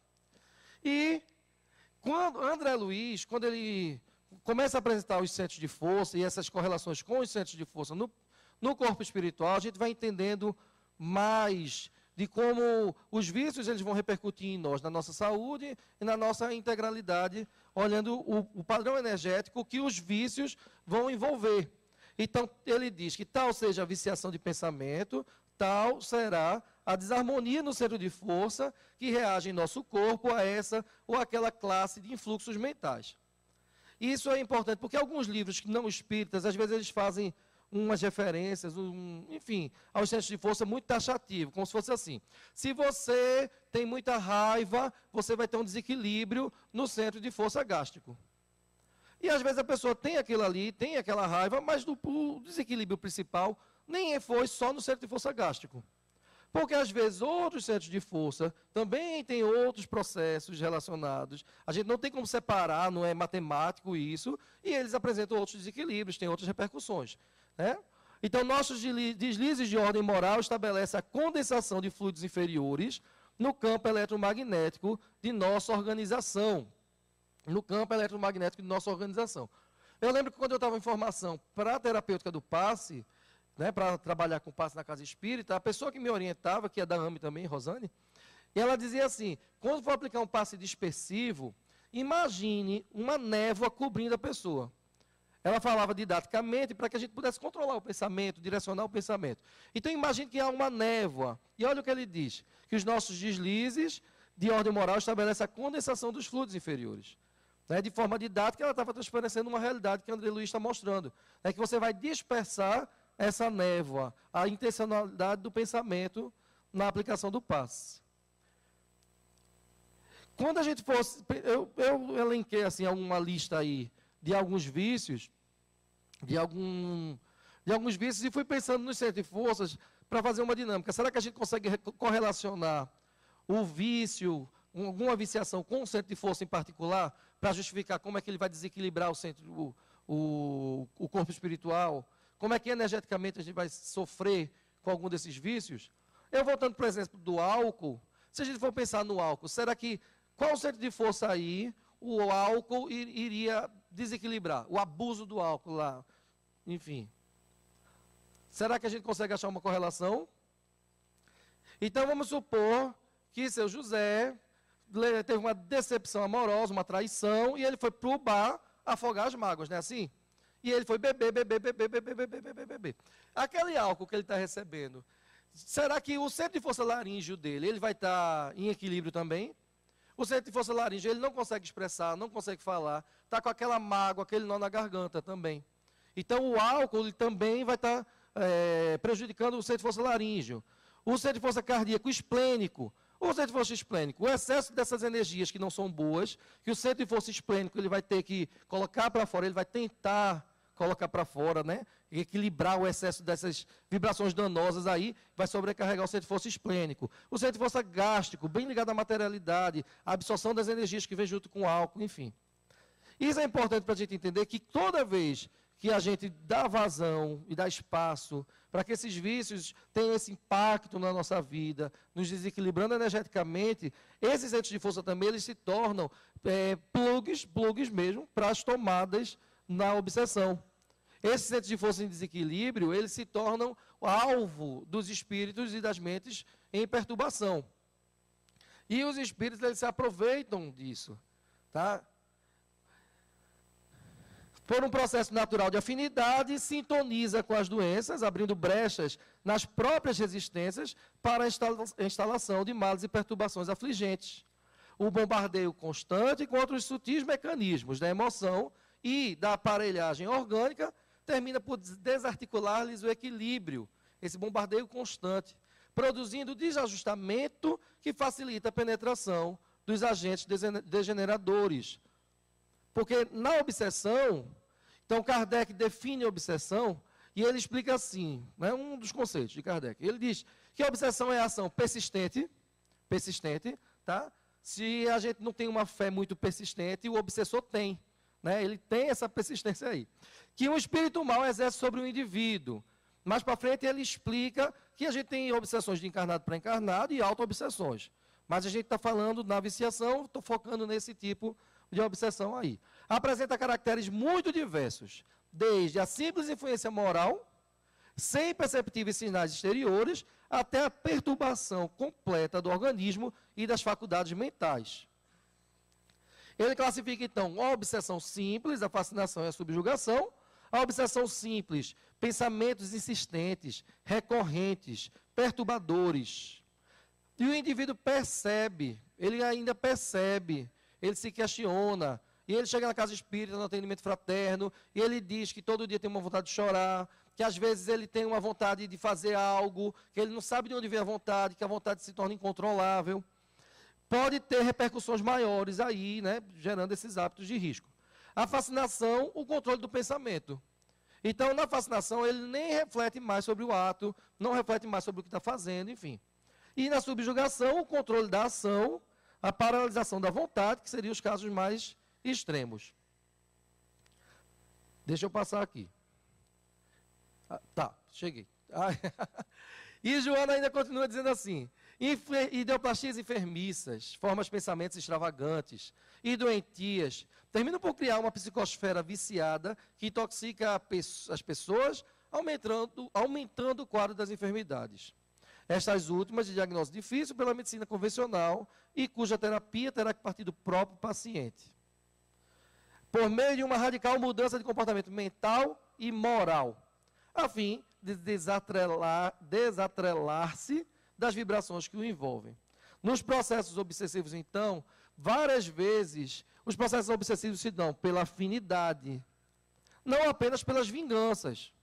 Às vezes a gente acha que o obsessor ele tem um ódio contra você, mas nem sempre ele vai ter um ódio contra você. Nas viciações, os prazeres e as compensações que os vícios trazem geram uma corrente mental, um fluxo energético, que supre a necessidade, às vezes, do espírito. O espírito tem vínculo, às vezes nem tem vínculo com você, mas encontrou com você naquela situação, você era um veículo excelente para ele, porque uma pessoa que tem um vício, por exemplo, no álcool, que eu vou falar porque é da minha família, é uma coisa próxima, tá? Aí você coloca aí na vida de vocês e outros vícios aí. Mas no caso do álcool, por exemplo, quem desencarnou não abre uma latinha de cerveja. Quem desencarnou não consegue virar um copo de pitu, né, de cachaça. Mas aquela produção, aquela energia, aquela viciação durante a encarnação, emocionalmente, psicologicamente, para ele ainda faz sentido. E quando aquela vibração é produzida no corpo, o excesso do álcool produz aquela vibração no corpo, para ele é útil. Então ele vai se aproveitar daquelas viciações. E na verdade os centros de forças em desequilíbrio, como ele fala, eles dão margem que a injunção mental seja suficiente para que haja essa conexão. Então tem processo de desobsessão que os espíritos dizem assim, mas por quê? Não, porque eu estava lá, né? Eu gostei dele. Às vezes o espírito chega assim, mesmo, muito sem propósito. Eu estava lá, eu gostei dele, né? Ele estava numa situação assim. Eu trabalhei muito tempo numa desobsessão, que o horário era ótimo. O horário era sábado à noite, das 20 às 22. Ou seja, era bem assim, tudo acontecia sábado à noite, né? Tudo acontece sábado à noite. E eu na mediúnica. E eu chegava na mediúnica e os espíritos diziam assim, vocês estão aqui rezando por fulano, mas você não sabe onde é que ele está se arrumando para ir agora à noite. Sábado à noite, né? E você está rezando por fulano, mas você não sabe o que fulano faz. Aí eu digo, olha, nem quero saber. Nem diga. Né? Aí na desobsessão a gente diz, não, agora a gente vai cuidar de você. Né? Porque se aí o espírito chegava falando, enfim. Né? O erro de um não justifica o da gente, né? Mas enfim. E eles chegam dizendo, e apontam, enfim. E outros espíritos, esses espíritos ainda são aqueles mais fáceis de lidar, sabe? Aqueles que estão sem propósito, eles não têm ódio de Antônio, eles estão lá porque estão curtindo, né? Estão vivendo aquilo ali. Mas existem outros processos que são antigos. E eles encontram os pontos fracos. Eles sabem onde o calo aperta. E eles vão influenciar, vão pesar ainda mais as viciações naquilo que eles sabem que tem mais acesso. Por isso que no momento que a gente vai deslizando no comportamento ético, moral, que a gente vai se desfiando desses nortes que a gente recebe, a gente também vai abrindo brechas para que outras pessoas que querem se vingar, que querem influenciar, tenham espaço nas nossas vidas. E para a gente já ir concluindo, para a gente ir pensando que na libertação, tanto dos vícios quanto da obsessão, o processo de transformação é muito importante. Porque é muito difícil. Às vezes os espíritos começam a contar assim, eu tenho ódio de fulano. E aí o médium fica calado, diz assim, perdoe, né? Não, passou. Aí ele diz, mas você sabe o que ele fez? Ele já fez isso, destruiu minha vida, destruiu a minha família. Já faz 300 anos que ele... Né? E a gente não entende. Então a dor do outro, do espírito, também é uma dor que a gente tem que considerar também. E a grande diferença é quando ele olha para o ser de hoje, ele não reconhece mais o do passado. Aí um processo de desobsessão flui. Quando ele diz assim, ele já não é mais aquela mesma pessoa. E eu já vi espírito chegando, dizendo, em crise, porque não conseguia mais fazer mal. Eu quero me vingar, mas eu não tenho mais coragem de me vingar. Eu não sei mais, eu perdi o sentido disso. Eu lembro que eu tive um caso particular, Divaldo conta uma obsessão dele que durou 30 anos, né? E eu tive uma que durou, enfim, um tempão. E o espírito chegou na reunião mediúnica e começou a dizer, você não sabe ele. Aí eu disse, ele quem? Ele quem? Você não sabe não sei o que ele já fez. Porque já, olha, no século tal ele fazia isso, na outra vida ele fez isso. Eu disse, menino, cala a boca, né? Passou, né? Passou. E ele dizia isso e ficava falando. Aí ele disse uma coisa que me marcou muito. E ele disse assim, e a esclarecedora ia conversando com ele, conversando, e eu disse, vai amiga, conversa, né? Vai que o caso é meu, né? A gente torce mais ainda para resolver. E ela dizia assim, mas eu vou dar uma trégua para ele. E ela dizia, vai, depois de muita conversa, a gente estava desistindo, vou dar uma trégua para ele. Por quê? Aí eu vou chorar, toda vez que eu falo eu choro, mas enfim. Porque todo sábado, Por mais que eu perturbe ele, por mais que eu piore as coisas dele, os problemas dele, por mais que eu faça tudo, ele levanta e vai no Lar de Clara, que é a instituição que a gente trabalha com as crianças carentes. E ele vai, e quando ele chega com aquelas crianças, eu já não posso mais nem perturbar ele, porque se eu prejudico ele, eu estou mexendo com as crianças. E com criança a gente não pode fazer mal, não. Estão entendendo? Não é porque ele diz assim, eu vou deixar ele porque ele está ótimo, ele é muito bonzinho, não. Não era isso, entendeu? Mas ele reconhecia isso. Por isso que a gente às vezes não entende como é que o trabalho do bem, ele é tão importante nesse caminho de libertação. Né? Para a gente produzir algo na mente, na origem do pensamento, mudando as sensações, os sentimentos, o nosso padrão vibratório, só nisso me reestrutura os centros de força, me desconecta, eu mudo meu padrão vibratório. Isso já é um processo de desobsessão através do trabalho, do amor, fortíssimo. E além disso, a gente vai deixando de ser quem a gente era. A gente vai deixando de ser. A gente não tem como. Às vezes acontece, a pessoa entrar 10 anos, 20 anos, 30 anos na casa espírita, sentar, assistir a palestra, receber o passe e ficar quase na mesma, quase. Porque ela tem tanta semente ali, que no momento que precisar, se ela souber usar, se ela deixar germinar, ela nunca vai ser a mesma. Nunca. Tá? Por mais que ela, enfim, não aproveite como a gente acha que deveria, porque para a vida dos outros a gente sabe dizer, né? Olha, devia ter aproveitado mais, devia ter feito mais, né? Para a vida dos outros a gente sabe dizer isso. Então, na desobsessão, Kardec diz que as imperfeições morais do obsediado constituem frequentemente um obstáculo à sua libertação. Terapêutica espírita. A terapêutica complementar espírita é importantíssimo, porque no trabalho do passe, por exemplo, a desobsessão é muito importante, você vai direto na fonte. Mas no trabalho do passe, o passe propicia um reequilíbrio energético, que inclusive dá uma trégua para a gente. Não é assim? Aquela angústia, aqueles pensamentos, aquela força com que o problema se expressava em nossas vidas, o trabalho do passe ameniza. E ameniza não é para dar um alívio e eu dormir de boa e achar que posso continuar na mesma. Ele alivia a gente para que eu possa ter condições de respirar, refletir e mudar. Para que eu consiga empenhar a minha vontade de uma forma diferente. E me colocar num movimento de transformação. Então, a terapêutica espírita é importantíssimo. E que a gente saiba também receber a terapêutica espírita. Né? A gente se colocar com vontade, com gratidão, se conectando com o que é bom, mudando as nossas conexões. E o espiritismo, então, ele é terapêutico e também preventivo. Tá? Quando a gente se transforma pelo convite que a doutrina espírita faz de transformação e de reforma íntima, quando a gente aceita isso com naturalidade, é bom. Mas às vezes não é tão natural. E às vezes os processos de educação do espírito, né, são dolorosos e a gente demora para aceitar esse processo. A ajuda terapêutica profissional, importantíssimo, tá? Que a gente não exclua, e que na casa espírita, essas palestras como a do Rodrigo, do Flávio Brau, enfim, para a gente pensar muito sobre isso, certo? Porque às vezes as obsessões elas vão trazer repercussões de cunho psicológico, psiquiátrico, que precisam de intervenção.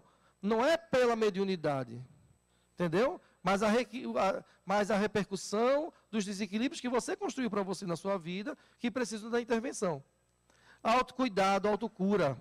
Então, Joana diz, em plenitude, primeiro observe-se o pensamento, seu teor preferencial, a fim de que irradie energias positivas, saudáveis. Por que isso? Essa vontade vem de onde? Quando a gente sabe que essas vontades, quando a gente está fora da doutrina espírita, vem esses pensamentos que a gente nem entende de onde vem. Mas quando a gente começa a entender, a gente começa a refletir, a gente sabe que esses pensamentos eles estão tendo acesso a nós, primeiro porque as barreiras que nos protegem, nós diminuímos quando baixamos o padrão vibratório.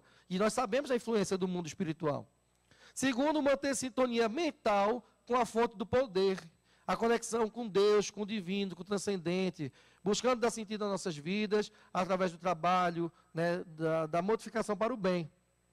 Cuidar do descanso, da dieta, da higiene, mantendo ordem nas atividades. Ordem nas atividades. Né? Na minha vida diária, como é que eu me cuido? O autocuidado comigo, com o meu ambiente, tudo isso para que o excesso de trabalho, de cansaço, a dieta, enfim, tudo isso não perturbe mais, né, e não dificulte mais. canalização dos pensamentos e das emoções para o amor, a compaixão, a justiça, a equanimidade e a paz. Por fim, Dias da Cruz, né, que a gente já citou ele hoje, ele diz que, ele cita algumas posturas para o paciente, né, que são essenciais para o paciente que se candidata a um autêntico processo terapêutico. Primeiro, verdade. Então, a gente se autoconhecer, né, tirar as máscaras, pelo menos a gente não fingir, porque a gente consegue, como o Evangelho diz, nós somos muito severos para com o outro e indulgentes demais para conosco. Né? A gente devia ser ao contrário. Esforço. Tá? As mágicas, às vezes tem práticas aí que vocês vão ver, que em outras instituições, que diz assim, a gente resolve a obsessão numa sessão só. Né? Tem coisas, porque lá no meu centro, o trabalho é bom, é forte. Já ouviu isso? No outro centro é muito lento a desobsessão, porque você tem que ter 10 passes, né? Tem que ter muita água fluidificada, 20 litros de um garrafão de água fluidificada, enfim. Então, cuidado, esforço, né? Sempre desconfie do mais fácil. Paciência também. Lembrar que muitos desses processos, desses vícios e desses vínculos, nós construímos por muitos anos. Também não é da hora do dia para a noite que a gente vai desfazer disso. Perseverança, oração para a gente elevar, nem que seja aquele minutinho. Um Pai Nosso mal feito já faz diferença, viu, minha gente? Porque às vezes a gente não consegue ter aquela oração, aquela fé, né, assim, de botar o joelho no chão e gritar, Jesus, enfim. Mas um Pai Nosso mal feito faz diferença, tá? Vai no exercício da oração, que daqui a pouco a gente está se conectando e a gente nem sabe onde é que a nossa oração vai chegar. Entrega, coragem e adesão às propostas terapêuticas. Então, confia na espiritualidade, confia no terapeuta, confia na casa espírita e, por fim, ajuda-te que o céu te ajudará. Está aí, disse Jesus. Vou encerrar só com uma frase de Joana, que desde que no pensamento está a diretriz da conduta, pensar corretamente deve constituir o grande desafio de quem almeja o triunfo. Tá bom, obrigado.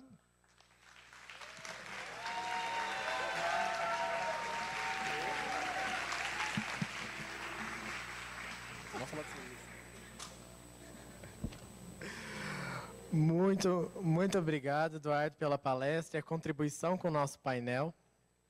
E agora, dando continuidade e finalizando esse bloco, nós gostaríamos de convidar aqui o Diogo Carneiro, estudante de medicina do 12º período da Universidade de Brasília, UNB, e coordenador de extensão do Departamento Acadêmico da AME Brasil. Seja bem-vindo, Diogo, para falar sobre... E perguntou-lhe, qual o teu nome? É isso mesmo. Vai ficar errado na minha folha. Só me dá uma breve explicação aí. Aqui, aperta e aqui. Só testar aqui. Boa tarde para todos. Bom, estou muito feliz aqui de estar falando com vocês hoje. Mas eu queria, nesse primeiro slide, eu coloquei essa imagem que eu acho bem bonita, bem serena, bem agradável. Já pedi a compreensão de vocês, a passagem que eu vou falar, que o Igor falou antes das duas palestras anteriores, é uma passagem que eu acho uma das mais densas de todo o Evangelho. Pessoalmente, desde que primeira vez que eu li ela, a primeira vez que eu li a passagem, que eu refleti sobre a passagem, várias coisas me traziam desconforto nessa passagem.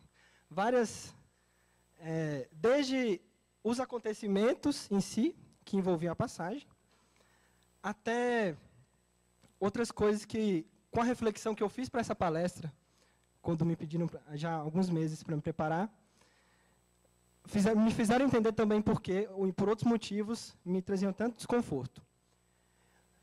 Só para a gente recapitular, o que é a passagem? Começa com o que a gente poderia pensar como um paciente psiquiátrico, alguém com um transtorno mental grave, que era acorrentado e quebrava as correntes.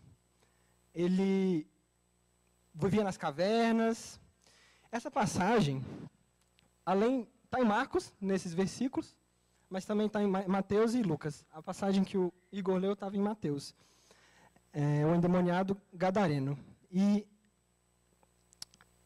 ele começa com essa passagem dramática, com o próprio acontecimento dramático desse transtorno mental grave, que traz muito sofrimento, que é muito denso, e prossegue com Jesus abordando esse paciente. E nessa abordagem, Jesus carinhosamente pergunta: e qual é o teu nome? Para a entidade que estava, pela interpretação, sob o controle daquela pessoa. E o que ele responde? A resposta é uma das respostas mais dramáticas do Evangelho, também, na minha opinião. Meu nome é Legião porque somos muitos. E Legião é o nome que se dá, a gente usa até essa palavra com outros significados hoje em dia. Mas, na época, Legião era o que a gente designava um esquadrão de 6.000 homens, infantaria de 6.000 pessoas, 6.000 soldados romanos. Então, será que eram 6.000 espíritos? Será que eram muito mais que isso? Depois, outra coisa também que é muito dramático é o que acontece em seguida, que é o que está representado nessa imagem. Os espíritos se dirigindo para uma vara de porcos, os porcos ficando perturbados naturalmente com esse acontecimento e correndo desembalados em direção a um penhasco, caem no mar. E, no fim, o paciente se vê livre, o ser humano se vê livre, toda a região fica abismada com o acontecimento, e tem esse desfecho que assim, todo mundo fica muito impressionado, que o paciente foi curado, aquela pessoa que estava com a perturbação foi curada, e aí, inclusive, no final, tem até esse paciente, ele pede para seguir os discípulos. Imediatamente, Jesus fala: não, você vai primeiro se dedicar a falar o que aconteceu com você com os seus mais próximos. Então, o próprio acontecimento é um acontecimento dramático, um dos acontecimentos mais impactantes que eu acho do Evangelho. Então, está aí o desafio de falar sobre isso hoje. Outra coisa que eu achava muito impactante, e que é um dos temas de uma mensagem de Emmanuel, é a questão do predomínio do mal. Somos uma legião, somos muitos. Meu nome é Legião porque somos muitos. No mundo de provas e expiações, o mal ainda predomina. E isso traz um certo desconforto. Essa passagem do Evangelho está dizendo para a gente, em outras palavras, o nosso estágio evolutivo externo do nosso mundo, inclusive materialmente. E isso traz um certo desconforto também. Eu percebi que era um dos motivos também que trazia desconforto. E o terceiro motivo, só voltando, o primeiro motivo é o próprio acontecimento, é impactante. O segundo motivo, que é desagradável a passagem, é essa questão do predomínio do mal externo. E o terceiro motivo, eu acho que é o mais perturbador, na minha opinião, que vai ser, pela abordagem que já foi feita nas outras duas palestras, que vai ser a que eu vou enfocar. É a questão do predomínio do mal dentro de nós. A extensão do mal dentro de nós. Emmanuel tem duas mensagens que Emmanuel comenta exatamente esse versículo que foi dado como tarefa a gente comentar hoje. Especificamente o versículo: qual é seu nome? Meu nome é Legião. Essa mensagem, o nome dela, esse aqui é só um resumo, na verdade, da passagem. Essa mensagem é intitulada Legião. Ela está na revista Reformador dos anos 60, uma revista que foi publicada pela primeira vez na revista Reformador nos anos 60. Essa mensagem, eu acho uma das mensagens mais densas do Emmanuel. Se a passagem do Evangelho é densa, essa mensagem do Emmanuel ela é chamada Legião, mas eu apelido ela de taco de beisebol na nossa cabeça, porque para nós espíritas, principalmente, que acreditamos que quando a gente entra em contato com a verdade, estamos em contato com o Evangelho, estamos em contato com os conhecimentos, agora sim, agora nós vamos ser bons. Então, eu queria ler com vocês a passagem rapidamente, e a gente vai prosseguir com a análise dessa questão da nossa sombra interna. consciências oneradas em culpas e desacertos de numerosas encarnações, será justo ponderar a resposta do espírito conturbado e infeliz à pergunta do mestre. Legião é meu nome, disse ele, porque somos muitos. Ineludivelmente, ainda hoje, em nos aproximando do Senhor, reconhecemos-nos não apenas afinados com vários grupos de companheiros tão devedores quanto nós, mas igualmente em lamentável dispersão íntima, qual se encerrássemos um feixe de personalidades contraditórias entre si. Isso é impactante, dizendo assim, a legião não é só o predomínio, não era só a multidão de espíritos que dominava aquele obsidiado. A multidão é uma multidão que está dentro do nosso psiquismo, da nossa mente. Ao contato das lições de Jesus, é que habitualmente nos vemos versáteis e contraproducentes, qual ainda somos. E ele, engraçado que Emmanuel usando o tempo verbal, ele se inclui, né? Acreditamos na força da verdade, experimentando sérios obstáculos para largar a mentira. Ensinamos a beneficência, vinculados a profundo egoísmo. Tem mais. Só. Por isso, vocês estão entendendo por que eu coloquei aquela cordeirinho no início agora, né? Só para a gente... Destacamos os méritos do sacrifício pela felicidade alheia, agarrados a vantagens pessoais. Manejamos brandura em se tratando de avisos para os outros. E estademos cólera imprevista, se alguém nos causa prejuízo ligeiro. Proclamamos a necessidade do espírito de serviço, reservando ao próximo tarefas desagradáveis. Pelejamos pela paz nos lares vizinhos. Vamos nas casas, vamos fazer evangelho no lar, na casa do nosso irmão que está em sofrimento, e a nossa casa. Fugindo de garantir a tranquilidade na própria casa. Queremos que o irmão ignore os golpes do mal que lhes estraçalham a existência. E estamos prontos a reclamar contra a alfinetada que nos fira de leve. Salientamos o acatamento que se deve aos desígnios divinos e pompeamos a exigências disparatadas em se apresentando o menor de nossos caprichos. E ele conclui, sim, de modo geral, somos individualmente, diante de Jesus, a legião dos erros que já cometemos no pretérito e dos erros que cultivamos no presente, dos erros que assimilamos e dos erros que aprovamos para nós acomodarmos às situações que nos favoreçam os interesses de superfície. Essa é a conclusão dele. Assim, eu queria trazer para a luz, até para a gente não ficar muito triste, né? Ele reconhece aqui, ele sempre faz uma comparação entre o nosso desejo de ser benevolente e a prática. O desejo de levar amor para o lar alheio e a dificuldade de levar o amor para o nosso próprio lar. Fala no início sobre a questão de sermos contraproducentes e versáteis. E essas palavras que ele usou, contraproducente é uma palavra interessante, porque é como se desse uma conotação de que a nossa razão diz para fazer uma coisa e inconscientemente nós acabamos não conseguindo fazer ela. Porque aqui, todo mundo aqui já leu aquela passagem lá que está no Evangelho. O homem de bem. Todo mundo que leu o Evangelho segundo o Espiritismo, a gente já estudou aquela passagem. Né? O homem de bem é aquele que faz isso, aquilo. Então, por que todos nós aqui já não somos espírito puro? Porque a gente leu a passagem do homem de bem.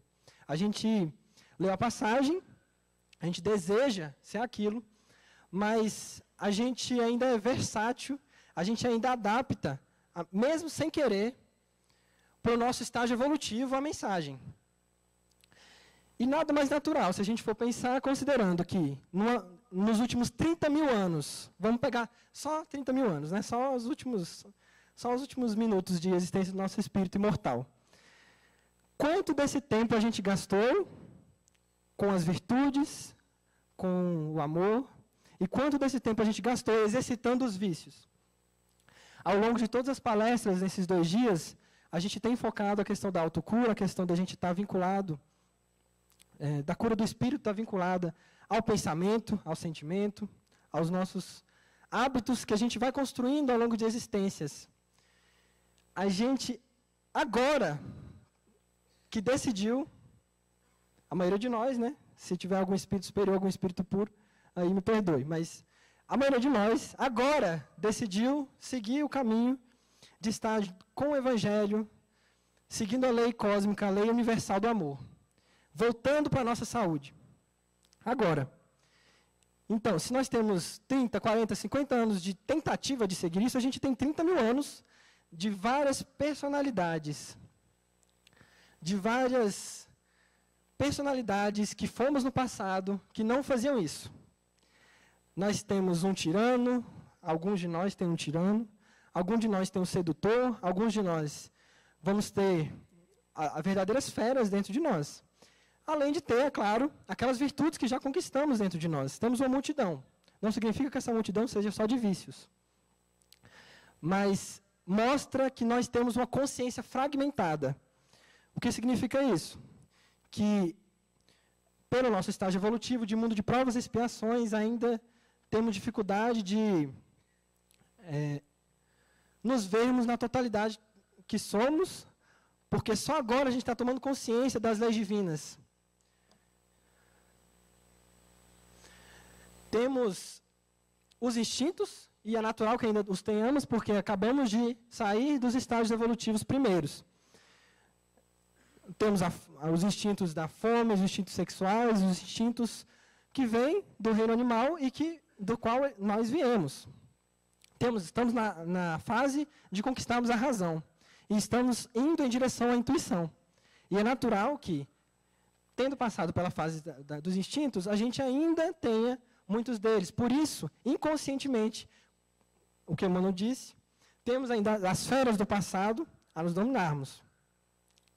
Temos ainda, na nossa tentativa de imitar o Cristo, ainda o predomínio daquele mal que nós fomos.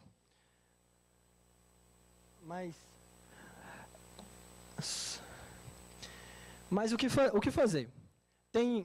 Se nós temos feras dentro de nós, se nós temos uma multidão, uma legião que às vezes nos controla, tal qual controlava o endemoniado Gerazeno ou Gadareno, dependendo da tradução. Se nós temos essa multidão, se nós temos tantos vícios, e algumas virtudes também que conquistamos, mas predominantemente de vícios, afinal nós estamos no mundo de provas e expiações, como a gente já falou, no qual o mal predomina. Qual o meio prático mais eficaz que tem o homem de se melhorar nesta vida, de resistir à atração do mal? Isso foi perguntado na codificação. Muitos de nós falaram, vai tomar o passe, vai fazer oração, vai na casa espírita, vai fazer o ESD, vai fazer qualquer receita que a gente for dar para a gente resistir ao mal. Mas a resposta dos espíritos foi o autoconhecimento. E aí é que entra a relação da passagem do Evangelho, do comentário do Emmanuel, com o ponto principal que a gente está querendo trazer aqui hoje. Conhece-te a ti mesmo. Desde a antiguidade nós sabemos essa formulinha. Tem depois até o prosseguimento dessa parte em que o Santo Agostinho nos fala como ele fazia isso na sua última encarnação. O conhece-te a ti mesmo. Por que o conhece-te a ti mesmo nos previne, é uma profilaxia para a gente não se deixar dominar pela legião que nós temos dentro de nós. Por quê? Se o problema é nós estarmos com consciências fragmentadas, como que esse conhece a ti mesmo vai ser a maneira da gente prevenir? E também foi falado nas falas anteriores sobre, frequentemente, com o mínimo esforço, a gente conseguiria dominar as más tendências também. Mas como? Se, mesmo como foi falado na mensagem, a gente, com tantas tentativas, a gente ainda faz o mal. Como se é fácil? Como que é só se autoconhecer? Ora, eu sei que eu sou orgulhoso e egoísta, afinal, todos nós somos orgulhosos e egoístas. Como que é tão... Porque é uma resposta tão simples para um problema que, se é tão complexo assim, se é tão milenário assim. E tem outro item desse mesmo capítulo do Livro dos Espíritos, que ele fala das paixões. As paixões, a gente pode também... É um dos nomes que a gente pode dar para o vício ou para as más tendências. As paixões, Kardec perguntou, interessante a pergunta dele, se as paixões em si mesmas são más. A resposta foi que não. Afinal, somos criaturas de Deus e Deus nos criou para sermos bons e com a essência boa. Então, o que aconteceu para a gente estar aqui até agora, tentando ser bons com essa dificuldade toda. Os espíritos, desde a codificação, nos comparam as nossas paixões com um corcel, um cavalo que a gente tem, um animal cujo nosso dever é domá-lo. Agora eu pergunto para vocês, você consegue domar o cavalo que você... Não, vamos primeiro excluir a possibilidade de chutar o cavalo, matar o cavalo, isso não tem essa possibilidade. Vocês têm que ficar com o cavalo. Afinal, essa fase da evolutiva sua é ficar com o cavalo, que é a paixão. Eu pergunto para vocês, qual é a melhor maneira de domar o cavalo? É você fingindo que ele não existe, é você, agora eu vou ser bom. Eu não vou ter o cavalo. Eu não tenho mais orgulho, não tenho mais egoísmo, não tenho mais vaidade, não sou mais agressivo, não tenho mais ciúme. Não tenho. Eu sou espírita. Não pode mais, né? A gente vai para o umbral, não pode. Então, desde a codificação e os espíritos que vieram após, têm nos falado sobre a importância da gente se respeitar no sentido de saber a potência que nós temos na alma e utilizá-la a nosso favor. O cavalo, para ser domado, a primeira coisa que você tem que fazer é aceitar que o cavalo está com você. Você é o cocheiro, mas o cavalo está com você, mas você é o cocheiro. Você tem que aceitar e, em vez de afastá-lo, colocá-lo bem próximo. Essa é a parte desagradável da passagem, na minha opinião. A passagem desagradável que ele coloca perto de nós, toda essa legião que nós temos inconscientemente. É um símbolo para essa multidão, para toda essa contradição do nosso comportamento com o que nós dizemos. É a multidão, é a falta de consenso que a gente tem dentro de nós. São os múltiplos cavalos que a gente tem dentro de nós. No livro Ação e Reação, a lição sobre as paixões vem do obsessor. Olha só, o obsessor de novo nos dá uma lição. Ele fala sobre que é muito fácil eles conseguirem fazer uma dominação como, talvez não tão grave quanto a gente vê na passagem, mas fazer as dominações, as influenciações de vários graus de obsessão. Basta pegar a paixão predominantemente desenfreada, descontrolada, ou seja, aquele cavalo que ou foi alimentado demais, ou ele está desembestado, ou a pessoa finge que ele não tem, aí que ele domina mesmo, porque o cocheiro não vê que o cavalo é que o domina, então é o cavalo que manda, porque não é o cocheiro acha que não tem cavalo, ele está tendo delírio que não tem o cavalo. Então, o obsessor ensina que eles pegam aquele ponto principal, que é a principal causa de quedas nos últimos milênios, às vezes, daquele indivíduo. Às vezes é a cobiça, às vezes é o egoísmo, às vezes é o orgulho, às vezes é o ciúme, às vezes é a sexualidade mal domada, mal educada, às vezes é o álcool, às vezes é a alimentação. Qualquer situação de vício, de paixão, de situação que aquele espírito, que domina aquele espírito, em vez de o do espírito dominar aquela situação. Então, nesse livro, em Ação e Reação, a gente pode pensar a terapêutica inversa. Se para domar as más paixões, a gente precisa primeiro aceitá-las e utilizar isso. O que é aceitar as más paixões? Na verdade, ele está aquela questão que fala das paixões, o cavalo veio antes, temporalmente lá no Livro dos Espíritos, ele estava preparando para dizer sobre o autoconhecimento.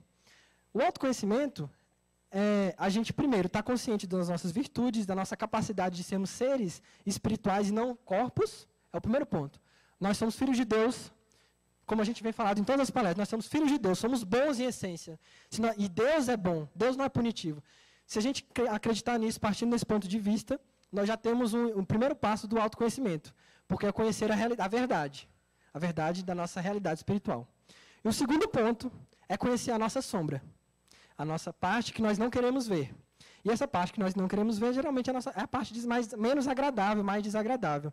E essa parte é geralmente aqueles cavalos que nós não vemos. Eu pergunto, se nós temos um cavalo bem possante, não é melhor que a gente perceba que ele está lá e, em vez de utilizá-lo para nos levar para cair do penhasco, cair da estrada, sair da estrada, utilizá-lo para nos levá-lo com mais rapidez para o cume da montanha, para o fim do caminho, será que a gente não pode usar o cavalo até para dominar outros cavalos menores? Esse animal, essa multidão interna, essa fragmentação da consciência, será que é o primeiro passo para a gente não tentar unir essa multidão que tem dentro de nós? É, primeiro, aceitar que nós temos essa multidão interna. E segundo, tentar entender quais são aqueles... É o tirano interno nosso, não é o Diogo espírita, não é nosso eu espírita, nossa máscara espírita que vai lá e dá palestra bonitinho, que fala o Pai Nosso, que vai e faz o culto no lar. Mas não, aquela parte dentro de nós que acontece quando tem um interesse pessoal. Será que nós, conhecendo aquela parte também, não é o autoconhecimento e é o primeiro passo para a gente não ser dominado pela paixão? E aí, assim, a gente pega os exemplos. A gente vai falar de Jesus também, que é a personalidade integral, como a gente tinha falado.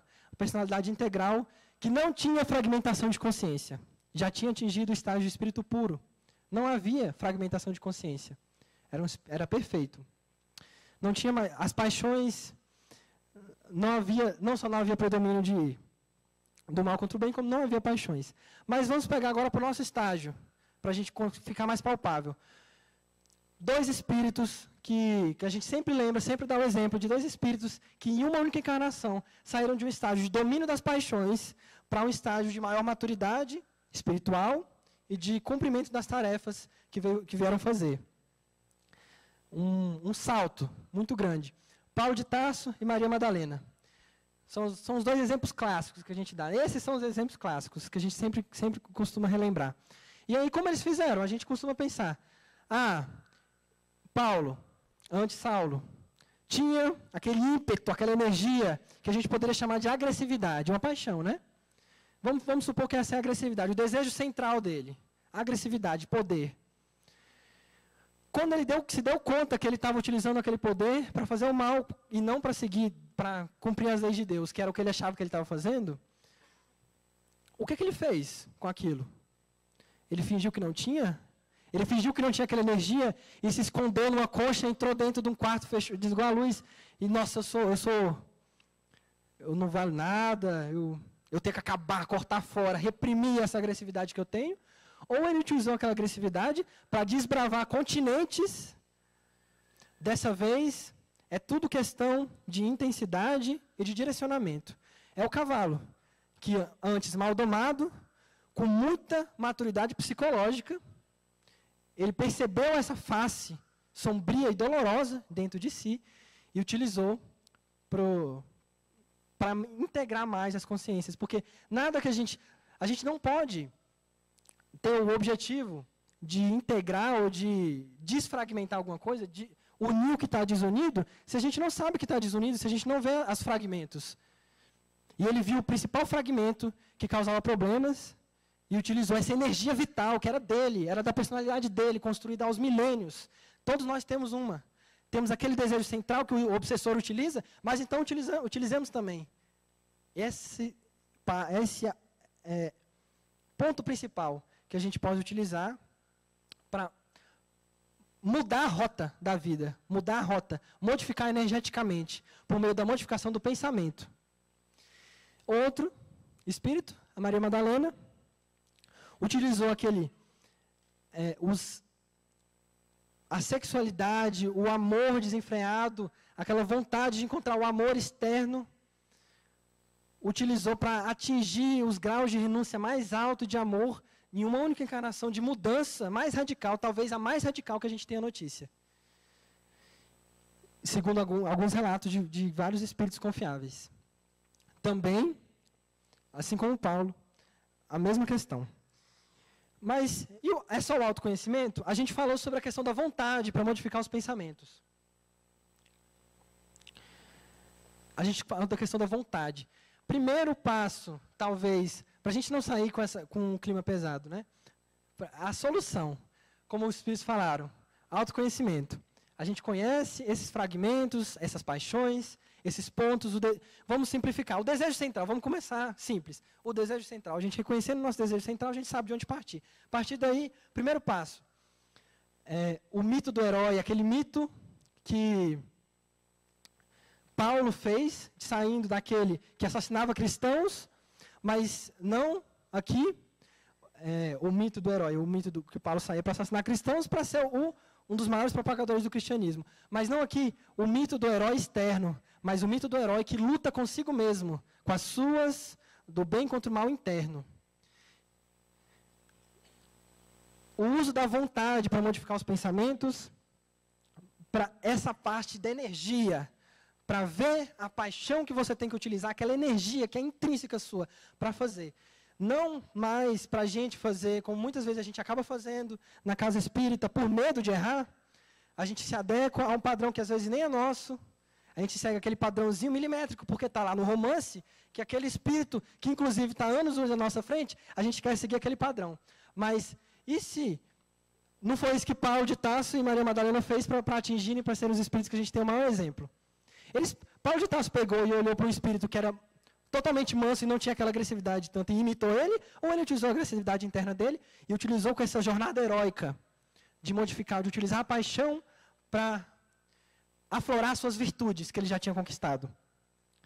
E talvez a terceira etapa, depois do autoconhecimento e do uso da vontade para essa jornada heróica, é a terceira etapa, talvez uma das mais que Paulo de Tarso e Maria Madalena fizeram, uma das mais intensas e que exige o trabalho diário e que talvez nós, espíritas até que viemos de experiências religiosas que focavam mais no externo, na conquista do meio material e na conquista de forma geral, muitos de nós vamos ter mais dificuldade, que é o que é chamado por alguns autores de mito da iniciação. É o mito da entrega total a Deus. Mas não é aquela coisa de, eu vou, agora então, eu vou deixar a vida ser como ela é, desse jeito mesmo, eu vou aceitar as coisas como são, não vou mudar. Lembra das etapas anteriores, primeira coisa, né? E a segunda coisa é que é preciso muita vontade para tomar a decisão de fazer uma parceria com Deus. De fazer uma parceria com o nosso eu interno, com o nosso Cristo interno e nos entregarmos para a existência. É preciso o uso da vontade, da energia interna, como talvez para nenhuma conquista externa a gente tenha que utilizar a vontade. Talvez essa vontade é que os espíritos se referiam como a vontade com esforços mínimos para a gente se modificar. É a fase final, para a gente cumprir o planejamento reencarnatório, para a gente ouvir a intuição dos mentores, para a gente ouvir o nosso eu interno, o nosso self. É a entrega. É sermos o vaso, não sermos, porque senão a gente vira o herói, a gente acha que a gente é Deus, a gente acha que a gente vira o virtuoso, que a gente fez a jornada heróica, então a gente é o virtuoso, mas não é. A água viva vem do Cristo, vem do alto. E essa jornada da iniciação, essa aceitação é de sermos recipientes, de nos deixarmos que a vida, temos a decisão, a vontade de nos entregarmos à vida. Jung, ele fala essa frase que é muito interessante. Se existe alguma possibilidade de perfeição humana, é uma condição necessária e indispensável à completude prévia. Pois como algo pode ser perfeito se não for antes completo? Façamo-lo completo antes, e então veremos como será após. Mas, para fazê-lo completo, é uma tarefa já por si só gigantesca, e no momento em que houver atingido a completude perfeita, você já se verá morto, portanto não terá atingido o pré-requisito para a perfeição de si mesmo. E nós, espíritas, que sabemos da pluralidade das existências, podemos ficar tranquilos.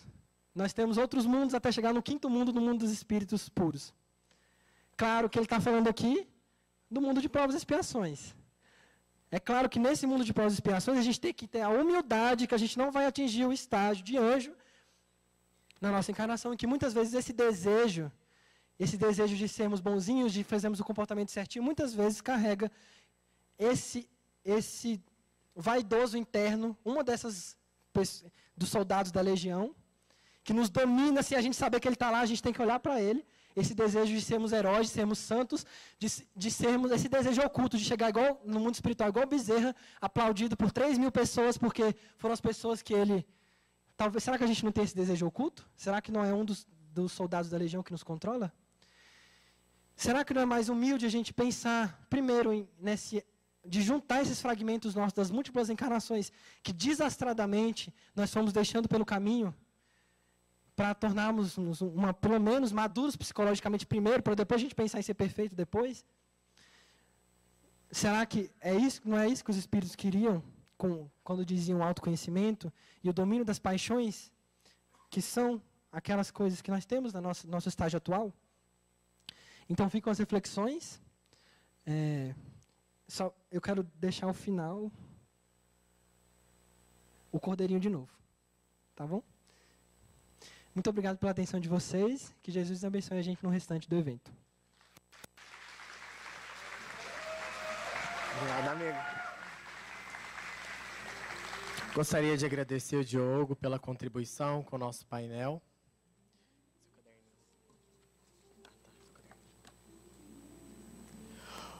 Bom, nós estamos trilhando um caminho bem interessante, né? Parece que algumas coisas estão sendo amarradas e uma ideia mais complexa está surgindo aos poucos.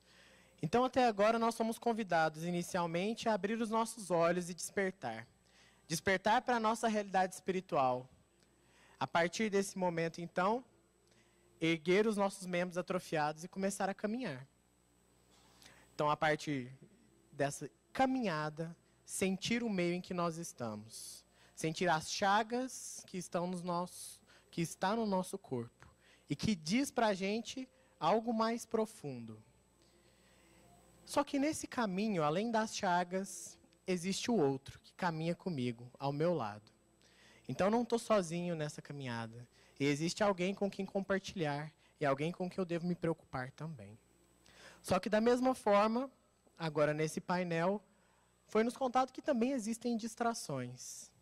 E que para que nós consigamos evitá-las, nós precisamos olhar mais fundo para dentro. E identificar o que é essencialmente nosso. O que representa a minha essência? O que tudo isso que eu vivo diz sobre mim? E o que eu preciso domar? Quais são as tendências e as minhas más inclinações que eu preciso estar atento? Mas e agora? Qual o próximo passo dessa jornada que o Condame nos propõe? Para isso, nós teremos um próximo painel após o intervalo.